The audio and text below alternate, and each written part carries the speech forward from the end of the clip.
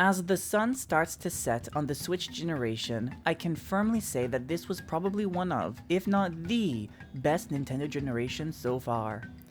And although I will miss it once the time comes to put the final nails in the coffin, it's always an exciting time to be on the edge of the dawn of the new Nintendo console generation. And although Nintendo has been pretty quiet up until now this year, I think that this could all change very shortly. And as it is tradition on this channel, at the end of every month we look back at everything that happened in Nintendo news. So without further ado, let's look at everything you might have missed. Now, typically the first section I like to talk about is all the games that released within the month. But, unfortunately, the month of April for Nintendo was a big womp womp. A grand total of 0 first-party games were released, so instead of just skipping this section, I think I'd like to highlight a indie game that I am personally really interested in.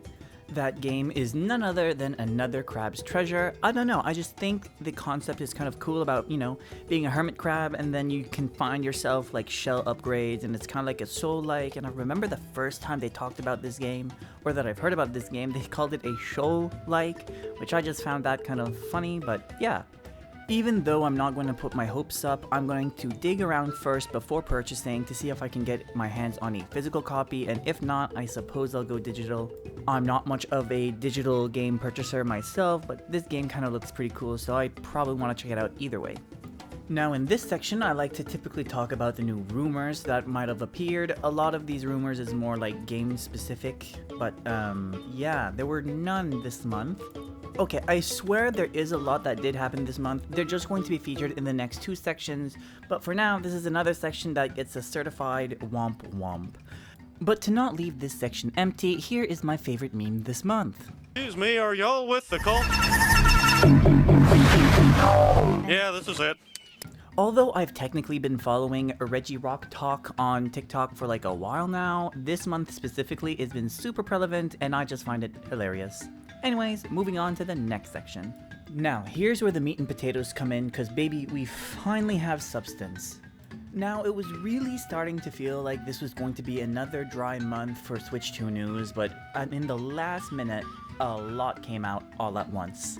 Now, of course, this is a rumor, so please take it with a grain of salt, but we're gonna go through them.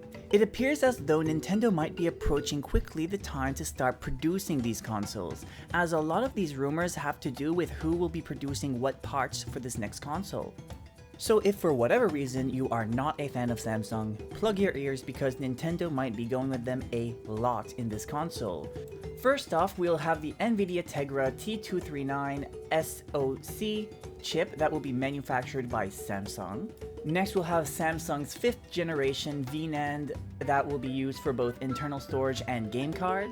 And Samsung will also be providing the displays for the console, however no specific type has been specified, so we don't know if it's going to be LCD or OLED. But here's the thing, I want to put this out there, but this ultimately means nothing. Even though there's nothing specified, at the present moment, Samsung doesn't offer LCD panels anymore, but I don't think that's enough evidence to say, oh, well, the LCD panels are off the table. I think they're very much still on the table, just keep in mind that they technically don't produce them anymore. And of course, whenever new consoles come around, accessory manufacturers like to know beforehand what this console will be. This way they can start producing some accessories for the new console. This can cause issues for Nintendo because they love to keep their cards very close to their chest, so there was also a rumor that I find kind of funny.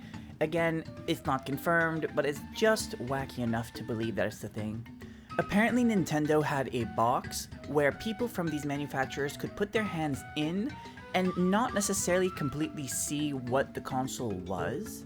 The box was described as opaque, so you could kind of vaguely see the form factor, but you could put your hands in on the side and kind of feel what the console would be.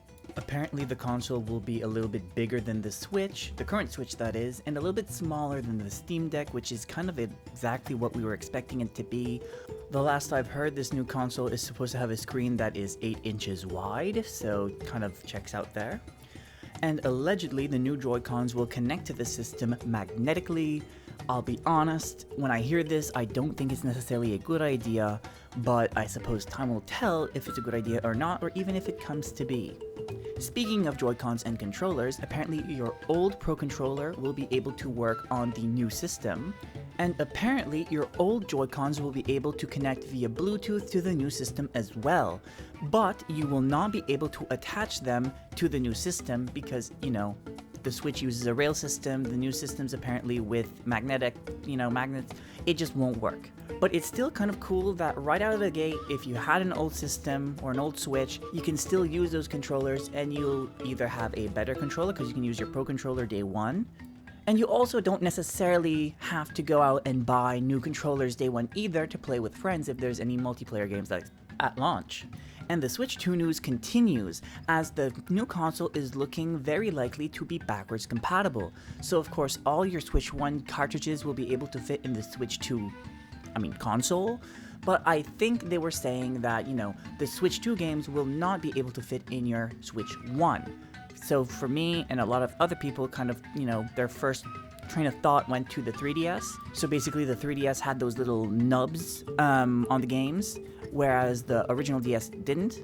The dock will still be USB Type-C, which honestly, all hail the USB Type-C. I am in love with that cable. I guess that's just an aside, but anyways. And also, it's going to be a 4K image output for when you are in docked mode.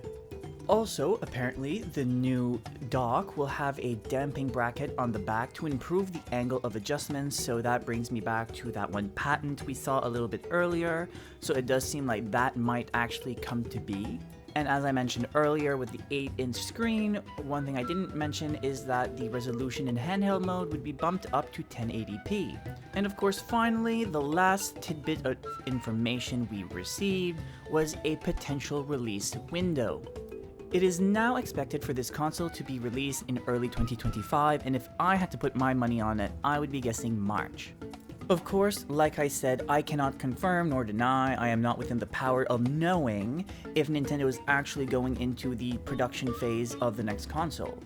But if it is in fact true that Nintendo is about to ramp up production for this new console, we are soon going to be hearing a lot more about this console, whether it be officially or not, whether things leak out or Nintendo says it themselves. There's a lot that's going to happen all in a whirlwind, and I personally can't wait. But before we move on to the next section, I just quickly wanted to say, hey, my name's Akadrian and I post weekly Nintendo videos, and I would greatly appreciate it if you would consider liking and subscribing if that's your cup of tea. But yeah, with that being said, let's go right into the last section.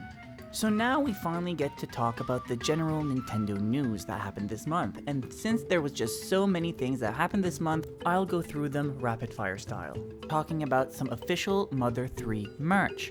So, if Mother 3 is a game you like, and you want to support the game, and you hope that maybe one day it comes to the West, buy every single plushie that you can. These are of course Japan exclusive, as Mother 3 is, so you might have to jump around a few hoops if you would like to purchase this, but still, I think they're kind of neat. Next up, Nintendo kind of speaks on whether if Mario feels pain or not, but they did it in the most vague way possible. Basically, in an interview, they said if the player feels that Mario is feeling pain, that's a better experience, rather than talking about whether Mario actually does feel pain. For us, if Mario hits an enemy and the person playing goes ow, that's ideal.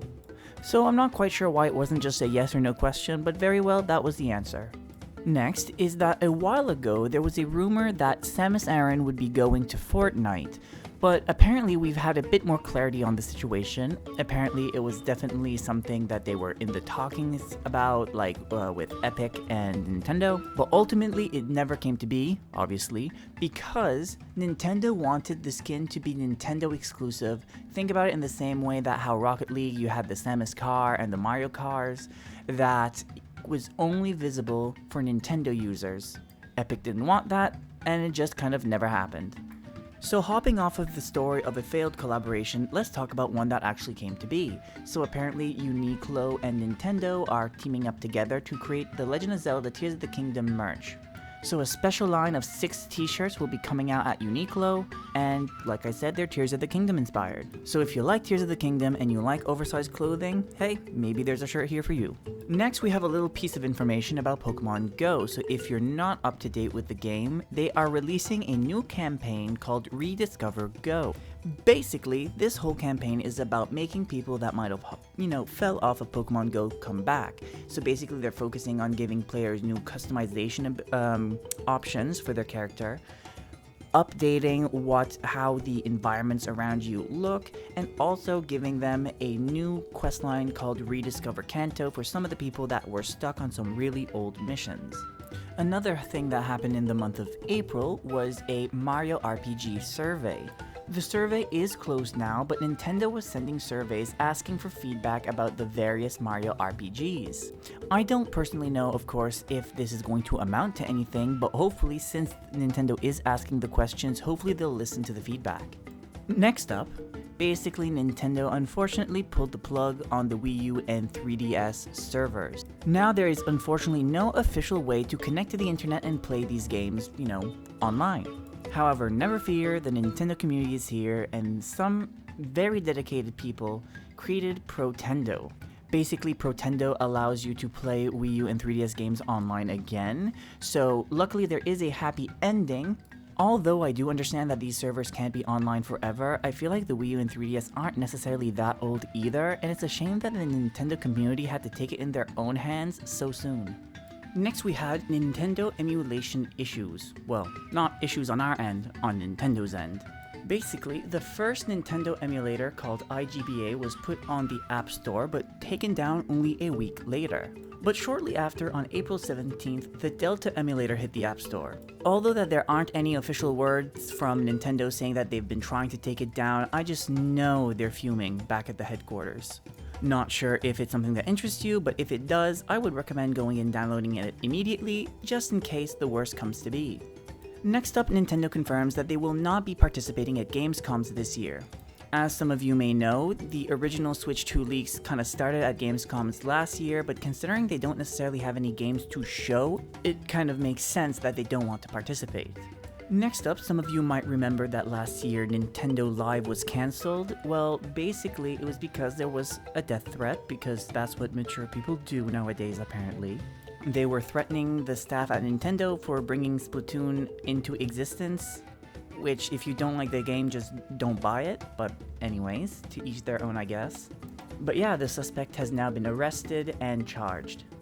And for the very last bit of news, we have had a Nintendo Direct this month, but not any big Nintendo Direct like people were expecting, just an Indie Direct. As is the usual with these Nintendo Indie Directs, they're never, there's not going to be any big games. No, there's not Silksong. So yeah, it's fun. I always watch them just to see what's, happening in the indie scene. But overall, just a few games to kill the time.